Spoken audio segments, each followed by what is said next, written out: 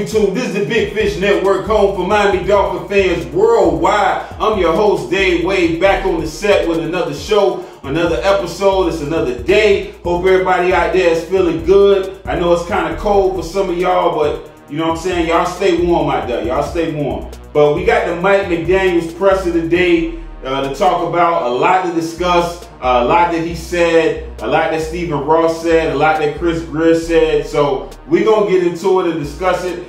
It's been a lot of excitement from some of the fans already because of the initial impressions and the vibe. He already got that Miami swagger down pat. You know what I'm saying? Rocking the aviator shades, you know, not just his glasses, but I see him rocking the Shula shades, you know, so I can picture him doing that on the sidelines. And he just got a cool confidence about it, man. You know what I'm saying? Check out this clip from him FaceTiming Tua on the plane arriving to Miami. Here's my favorite part of what he said. Just had to get on with you real quick. We're going to have an extensive professional relationship, my man. One thing I know about you is you have the ambition to be great. My job is to coach you to get all that greatness out of you. And it's going to be fun, man. It's going to be work, but I know you're not afraid of that. So this is an awesome day for me. And I'm damn sure going to make sure that when you look back on this day, you're going to be like, damn, that was one of the best days of my career too. Okay? But I'll earn that from you. I'll earn that from you. I'll earn that from you. That's what I like. I like the fact that he's telling Tua that he wants to earn his trust, you know, and he wants to make him a great NFL quarterback. I believe that if he uses the right formations in the West Coast scheme, and if Tua can learn all the audibles, which is very important, he needs to know all the audibles. That way, depending on if they run a zone, run a man, he know exactly what to check into in the West Coast scheme, because it's a lot of variations from one play to the next of things that you can do as far as handing the ball off to the fullback, to the running back, you know, motioning the slot receiver to the other side, motion them to the outside and still running the same play. So it's a lot of disguise. It's a lot of Jedi mind tricks that you can play with the defense. Tua has to learn all those audibles and make sure that he's prepared to adjust depending on what the defense throws at him. He got to get his footwork and his timing down with his 3-step and 5-step drops. And if he does that, he's going to be surgical. He could be surgical, and it'll be hard to defend. I mean, you're going to see deep downfield passes. You're going to see Waddle getting a lot of yards after catch, sipping that yak. You're going to see a lot of 3x1, 2x1 sets, which are basically 4 wide receiver sets. So it's 4 wide receivers on the field. In the 3x1, you might have 3 on this side or 1 on the far side, or lined in the opposite direction. Or you might have 2 on one side, 2 on this side, and then you can even bunch it. You could bunch the formation and have 3 receivers bunched, you know what I'm saying? You know, in a diamond shape, and have the other receiver on the other side. There's so many different things you can do. Mike McDaniel and Shanahan, they like to run out of the 4 wide tight set. They did that with Mostert when they played the Chiefs in the Super Bowl. If y'all take a look at that tape, they ran Mostert on toss plays and plays in the 4 wide set. And what people have to understand about the West Coast scheme is that height really don't matter as much as you would think it would. I mean, height, arm strength, how far you can throw the ball, that doesn't matter as much. The West Coast scheme was actually designed for shorter quarterbacks. You know, a lot of people don't know that. You know, you listen to Colin Cowherd shitting on Tua every single time he talks about the team, always saying he's small. They even show, when he shows a side-by-side picture of Herbert and Tua, he got Herbert looking like a goddamn giant, you know what I'm saying? And Tua looking small in the picture, and he's always saying bigger, stronger, faster, and all this bullshit. The West Coast offense is designed for shorter quarterbacks. You look at the quarterbacks that thrived in it, they were mostly short. Steve Young, Joe Montana, Donovan McNabb. You know, Donovan wasn't that big as far as height. You know, he had weight on him, but he wasn't that big as far as height. Michael Vick, Mark Brunell. You know, these are quarterbacks that were in the West Coast system. You know, and they not that tall. Most of them went to either championships or Super Bowls. So That's bullshit. They have systems for taller quarterbacks, that can see over the line. You look at somebody like Josh Allen and that build system that they run. It's mostly shotgun that he's in. They basically run and shoot, but in shotgun. And with that system, it does require a quarterback that can, they got a strong arm that launch the ball 70 yards down the field, because it's taking advantage of 4 wide receiver sets, getting vertical down the field, and they'll use maybe a underneath receiver like Cole Beasley or somebody like that. But they really want to throw the ball deep, and they really want to have Josh Allen doing design run plays. But for the West Coast system, height don't matter that much. What matters mostly is accuracy and timing. Timing and accuracy. So those are the most important things, and Tua has both of those traits. So when you look at how Justin Herbert plays, you never really see him fitting balls in the tight windows. A lot of times, a lot of those long, deep passes that you see from Herbert, those receivers are wide open on post plays. They wide open on those plays. And he's doing a lot of check downs, a lot of wide receiver screen plays, and they're getting a lot of yards after catches. But you're not seeing him putting the ball, you're not seeing good ball placement from Justin Herbert. You're seeing that with Tua. Let's look at the numbers after his first 16 starts and 500 career pass attempts. Let's look at passer rating. 89.7 in his 16 starts, which would rank him 10th on the list of arguably the game's 20 best active quarterbacks at the time. And, I would say the only ones that were better than him was Patrick Mahomes, which he had 111.8 passer rating his first 16. Big Ben had 105.2. Dak Prescott, 104.9. Deshaun Watson had a better passer rating than Tua his first 16 games. His was 102.2. Russell Wilson was 100. Justin Herbert was 97.3. So I got to give him that. Just Joe Burrow, 95.3. Lamar Jackson, 94.4. And then Aaron Rodgers, 93.8. But look at the ones that look at the other quarterbacks he was better than. Baker Mayfield, 88.9.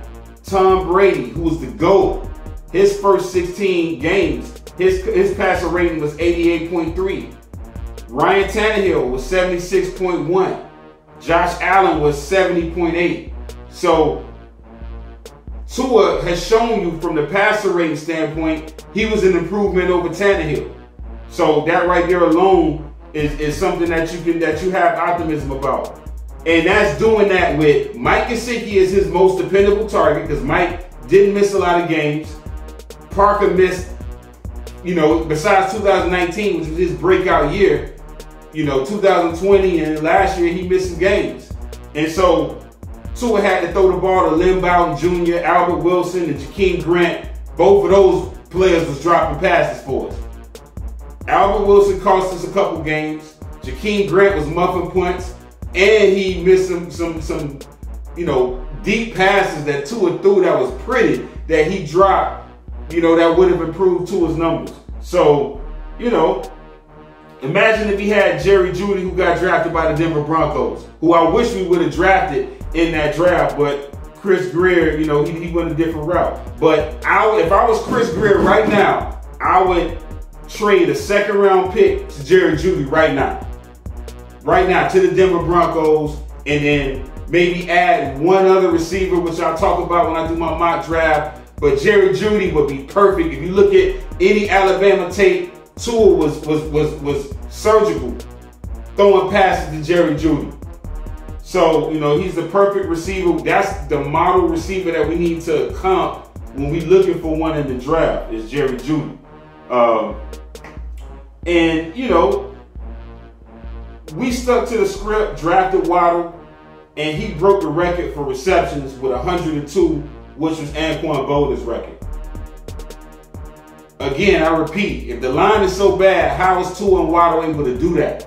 So, and you look at the way the league is going, they're pairing these quarterbacks up out of college with their teammates, with their star receivers that they had in college. Joe Burrow had Jamar Chase at LSU. And he had Jefferson, who's with the Vikings, who's also a stud player. So that I don't want to hear that argument about Tua had elite receivers. That's why he looked good in college. Joe Burrow didn't. Yeah, he did. Yeah, he did. And he had Clyde Edwards-Helaire as his running back. So, you know, and he basically got comparable weapons with the Cincinnati Bengals, and that's why they're in the Super Bowl. Give Tua that same thing and he'll have much better numbers. Let's look at completion percentage. He had a 66.7 completion percentage in his first 16 starts, ranked second only behind Dak Prescott, which was 67.8. But better than Justin Herbert, which was 66.5, Burrow and Mahomes, and better than Josh Allen, who his completion percentage was 56.6. So y'all, you know, and they was patient with Josh Allen. Ryan Tannehill, 58.3 completion percentage his first 16 starts. So another upgrade. Passer rating and completion percentage, Tua's was better than Ryan Tannehill, even though Ryan Tannehill was with the Titans and went to the playoffs more than Tua. Again, numbers lie sometimes, but numbers also tell the truth. And I believe it's telling the truth as far as who's the better quarterback. There's fans out there saying that his completion percentage was good only because he was throwing slants and running RPO plays. The RPO scheme is designed for deception. That's what I want in my offensive attack. I want deception. I don't want you to know what I'm doing. That read and then, you know what I'm saying, tucking it in, throwing them passes down the field, throwing deep passes when you can, catching them by surprise. Y'all want all this shit to be obvious. Oh, yeah, we'll just throw deep passes. No, you got to set these teams up for deep passes. Imagine if, look at what Waddle accomplished. Look at what Tua and Waddle accomplished with no running game. Imagine if Tua had a running game. I keep saying this. Imagine if he had a running game. He don't have that. And then look at his deep passes. He was even accurate there, completing 9 for 17 on passes that traveled at least 20 air yards. That's second best behind Kyler Murray. So everything he's shown you everything that you want to see out of a quarterback. And this is what McDaniel is excited about. This is what Mike McDaniel is excited about. Touchdowns. Tua threw 21 touchdown throws in his first 16 starts, which is tied with Big Ben and Derek Carr for 12th on the list of 20 players. Ahead of Jackson, ahead of Murray, who had 20 touchdowns in their first 16 starts. So it's just one touchdown more, but still it's more. Wentz and Matt Ryan had 16 touchdowns in their first 16 starts. Josh Allen and Ryan Tannehill. Allen had 15. Tannehill only had 12 touchdowns and 11 interceptions his first 16 starts. So that's another improvement. Now, Patrick Mahomes had 48 touchdowns his first 16. That's Patrick Mahomes. Deshaun Watson had 36. So yes, Deshaun Watson's first 16 was, but listen, Deshaun Watson is better than Tua. I'll admit that. He is better than Tua. But I think Tua is not that far behind. I think with more attempts, he can, you know, Watson probably has more attempts. You know, so, but, and to also be fair, Tua has thrown some almost picks. There has been some games where they just dropped the ball. So his interception numbers could have been higher. And that's something that Mike McDaniel is going to have to coach out of him. He kind of scared me, and I know he scared some of the rest of the fans in that preseason game when we played the Bears and he threw that pick to Adam, you know, trying to go to Adam Shaheen in the end zone. And that Jacksonville game, I ain't gonna lie, I damn near lost my mind when he threw some of the picks that he threw in that game, even though he was resilient enough to come right back and score right after making a bad play. So there's some things that Tua does have to work on. Passing yards after 16 starts, 3,348 yards, you know, passing the ball. That ranked him number 14. Middle of the pack. Again, he didn't have as many attempts as some of these other quarterbacks. But if you look at Brady's first 16 starts, he only had 3,360 yards. So that's barely behind Brady. But Tannehill, Carr, Jackson, Big Ben, and Wilson, he had more yards than them his first 16 games. So, again, another improvement over Tannehill. But Patrick Mahomes had 5,102 yards. Justin Herbert had 4,673 yards. Baker Mayfield had 4,329 yards. And, you know, they were top 3 in this category for their first 16 starts. And the one thing I think that also needs to improve with Tua, he only had 3 games where he threw for 300 yards or more. And that's the game against Kansas City, which was one of his best games. And that game, to me, also gave me the confidence that he could do it, because he went up against Patrick Mahomes, and the game was neck and neck most of the game. So that's another game that we could have won, and he showed up that game. Also, the losses to Buffalo in 2020, in the Jacksonville game this season, he threw for 300 or more yards. So I'm okay with the attempts, even though it's lower than Herbert's. I think instead of him having more attempts, we need more yardage from our receivers. Again, that help is on the way. Just like T.I. say, help on the way, help on the way. That's coming. We need more yards. See, Devontae Parker, 2020, when we had that draft, in my mind, I was like, I knew we was getting Waddle, but I was like, this whole draft, who we pick at receiver and how we design this offense is all based on what we think about Devontae Parker and what we think about Myles Gaskin. Devontae Parker is a good receiver for a Ryan Fitzpatrick type quarterback, not for Tua. So I think Parker, I'm going to talk about free agency. Parker, I think, is a receiver that got to go. Preston Williams got to go because they don't fit. I think they do not fit Tua. They're not the best fits for Tua because they don't get yards after catch. Parker, there's times where Tua has threw the ball and hit Parker in stride, and if it was a receiver like Ruggs or like Judy, they would have took that to the house. Parker got stopped on some of them plays, and yeah, he made a good game, but some of them could have went to the house for touchdowns. That's another thing that Herbert had that Tua didn't have.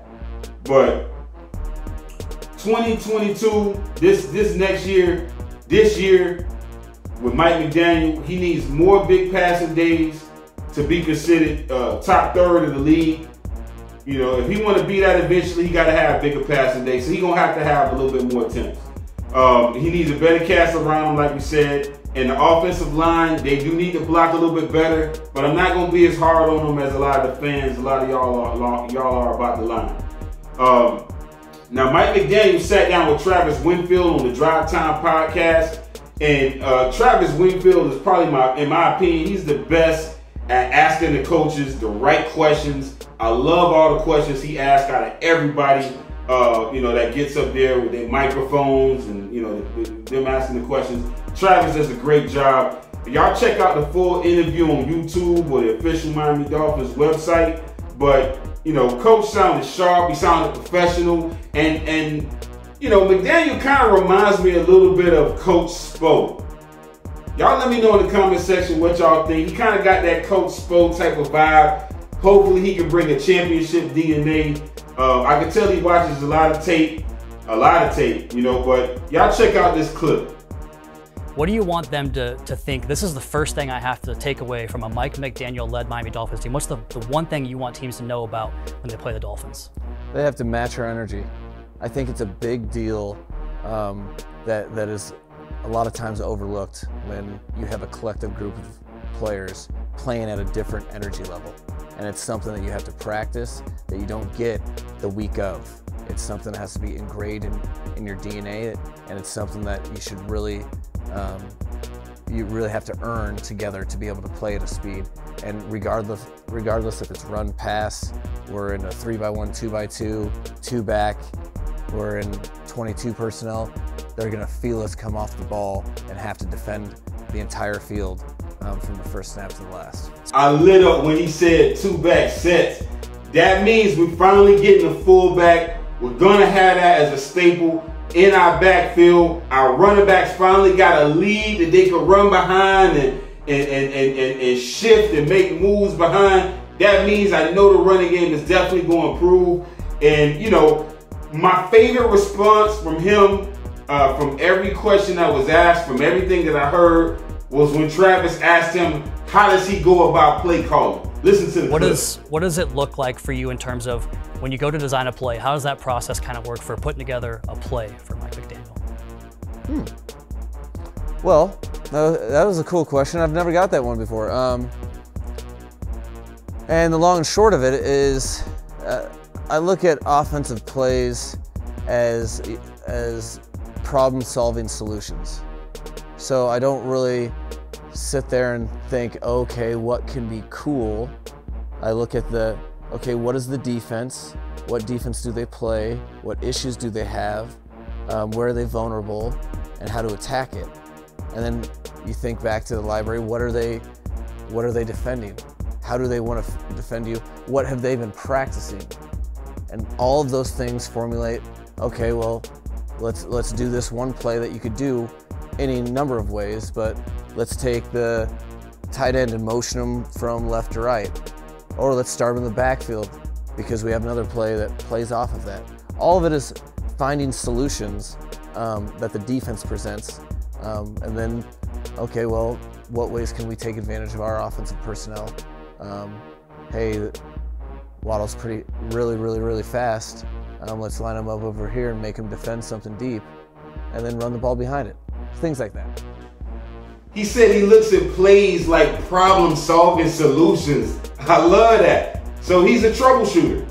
He's a troubleshooter. He's an IT technician trying to remove an antivirus that the defense is bringing to the offense. That's what he is. He's a troubleshooter, and I like that. You know, he got to make sure and troubleshoot these defenses because a lot of these defenses are exotic nowadays. A lot of these blitzes are exotic. You look at the sacks that Tua took that got him hurt.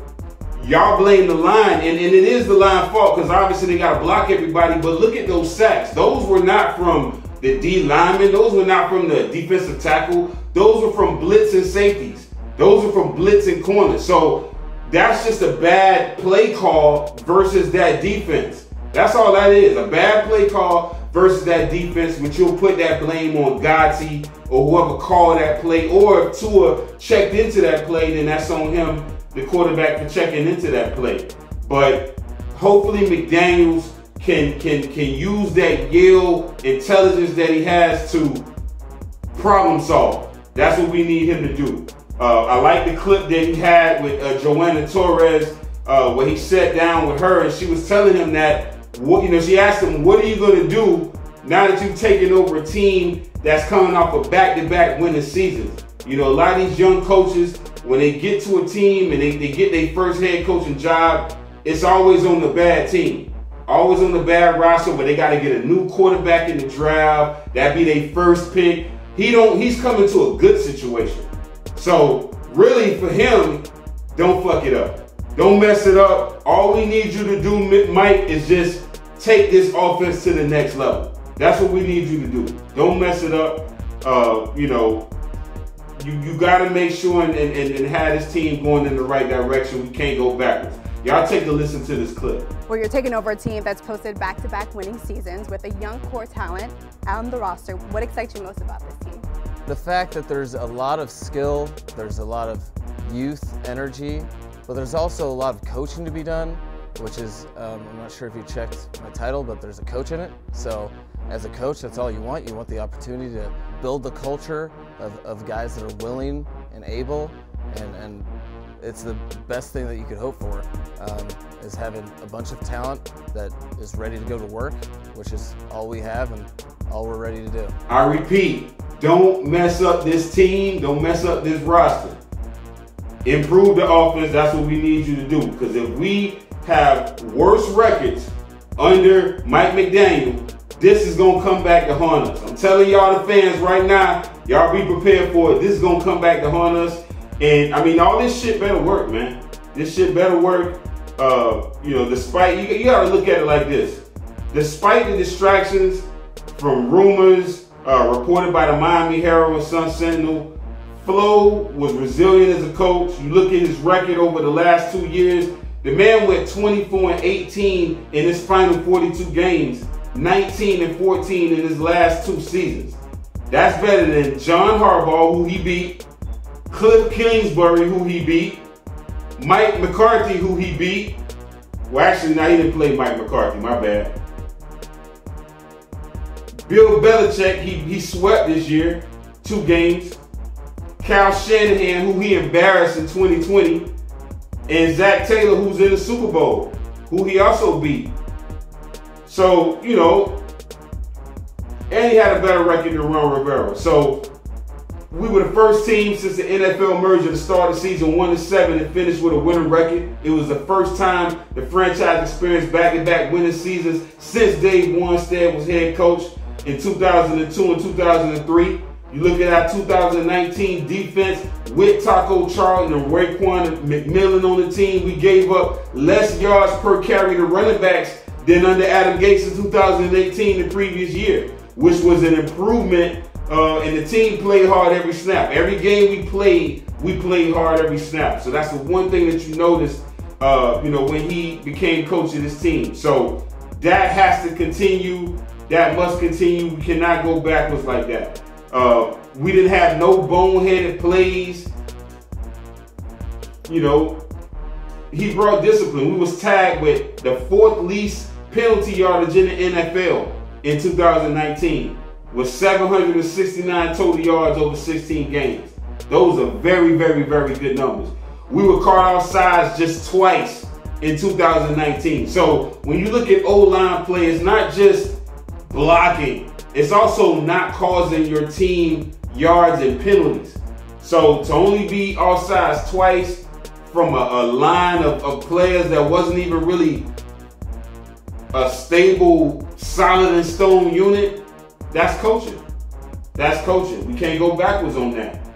Ryan Fitzpatrick under center. Devontae Parker had his best season under Flores, not under Adam Gase. His best season was under Flores.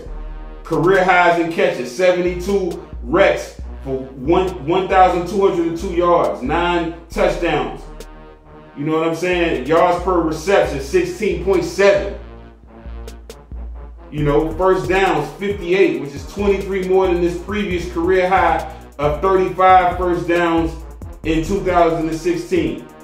2020, we had one of the most successful defenses in the NFL. Xavier Howard had 10 picks. Emmanuel Ogbah, 9 sacks. Jerome Baker, 100+ tackles and 7 sacks. Andrew Van Ginkel, 5.5 sacks in limited action. That has to continue. That has to continue. Gesicki improved with 2 under center. 2020, 85 targets for 53 recs, 703 yards and 6 touchdowns. 2021, 112 targets for 73 recs, 780 yards, 2 touchdowns. So his most yardage came with 2 under center, not Tannehill. Y'all got it. Durham Smythe improved. 2018, 11 targets for 6 recs and 50 yards and no touchdowns. 2019, he had 14 targets for 7 recs and 65 yards, no touchdowns. But then with 2 under center, 2020, he had 29 targets for 26 recs, 208 yards and 2 touchdowns. 41 targets in 2021 for 34 recs and 357 yards. Almost 500 yards out of Durham Smythe. Our tight end group looked good, like I said before. So that, I believe, is going to continue with the additions to the coaching staff. 7th rounder Gaskin made plays. 2020, 142 rushes for 584 yards, 3 touchdowns, 4.1 yards per average. 47 targets, 41 recs, 388 rec yards, 2 touchdowns in the passing game. 2021, 173 rushes, 612 rushing yards, 3 touchdowns, 3.5 yards per average. 63 targets, 49 recs, 234 rec yards, 4 touchdowns. I like his 2020 season better. That's what I would want to expect if we were to keep Gaskin. And like I said, he could fill that shifty running back role or that versatile running back role, but I think we can get some more explosiveness. You look at our 2019 draft, we had Isaiah Prince, that right tackle, who we let go. He was in that draft class. You know, he fell to the 6th round, and I think Greer probably being impatient, listening to the fans saying that he's trash, got rid of him. He got claimed off the waivers by the Bengals, now he's in the Super Bowl. We got to be patient as fans with these players. But Flo made teams work. We always came to play. Mike has to prove that he can create the same resiliency. Troubleshoot on offense. Root cause the problems that the defense gonna cause. In the presser, Steve Ross and Greer introduced the coach, and the word that they used a lot was innovation. Take a listen to this clip by Ross where he talks about innovation. When we started our search, we were looking to identify someone with several qualities that would have a real impact on our team. We were looking for those qualities of leadership, intelligence, innovation, and that could really understand what it takes to winning in the long run. Mike has all those qualities. First of all, he is probably one of the brightest coaches that I've spoken to. He is really known for his innovation on the field, and many people, in talking to him, actually even call him a genius. That's a big word and a lot of pressure on it, but certainly when you talk to people, the first thing they'll say about Mike, he is innovative and he's thinking outside the box. Innovation. Now, that 2020 game that we played against the 49ers gives me some other causes for concern, because your new coach should be better than the old coach. And Flo and Boyer made the Niners look like a damn JUCO team that game. He made Robert Saleh and Mike McDaniel look incompetent as coaches that game. I will say, Raheem Mostert did have a good game. He had 90 yards rushing, but we beat the 49ers. We blowed them out 43-17. This game was not even close. Garoppolo got hurt. They ended up putting C.J. Beathard in this game. And this game, if y'all go back and watch the highlights, this is a good indicator of what we will look like, but it also shows how to stop Kyle Shanahan and Mike McDaniel. So, I mean, the Niners was completely outplayed and outmatched from 0 to 0. Fitz, he was the starting quarterback, and this win put our record at 3-3. And I'm gonna tell y'all something about this game. After this game, I would say this was probably a mistake with Flores also. This was bad timing to put to an end for the season. I think he should have either started him for the year, made a decision to start him from day one, or let Fitzpatrick complete the year and start him in 2021. And this caused a lot of controversy that y'all will see eventually in future videos when I talk about it. Flo made the decision to roll with Tua as the starter for the Rams game, and I believe this is when the Tua hate started, when he swapped out Fitzpatrick for Tua. Fitz brought the magic this game. He went 22 for 28, 350 yards, 3 touchdowns. Our defense shut down that West Coast scheme. And Flo gave McDaniel a nightmare, you know, and you can listen to him talk about that game at the podium. Check it out. What's up? I'm Yanni from WPBF, West Palm Beach. How are you? I'm good. How you doing? Good. I know you're in a different conference and you didn't play the Dolphins last year. How much of their game tape did you watch or have watched since you were preparing for this job? And do you feel fortunate to inherit a winning team? Most first-year coaches aren't in that situation. I'd hope I'd watch a lot of it, and which I did. And you know, I did play against the Dolphins in 2020. and we don't need to talk about that game at all. You know, I'm the head coach of the Dolphins now. We kicked the 49ers something. But no, it's part of the process. You need to know what you're getting into. You need to gather information to understand what the team has gone through. You know, all the game tape, all the situations. It's important to me to understand what to emphasize moving forward. And what I saw was a defense I didn't want to go against.